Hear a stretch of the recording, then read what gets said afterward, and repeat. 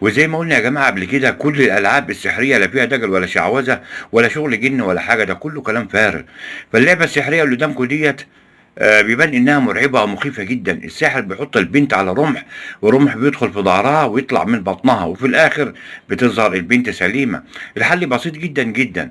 السر كله في ملابس البنت، فالفستان من قدام ومن وراه في فتحتين عشان يبان إن الرمح بيدخل ويطلع منهم.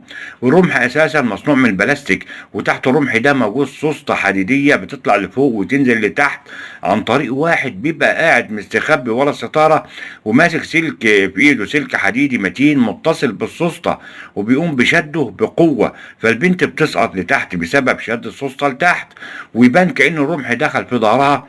في نفس اللحظة اللي البنت بتكون ماسكة في ايدها رمح بلاستيك، بتقوم مثبتاه وحطها في لحظة في الفتحة الأمامية للفستان على بطنها، فتظهر للناس إن الرمح دخل من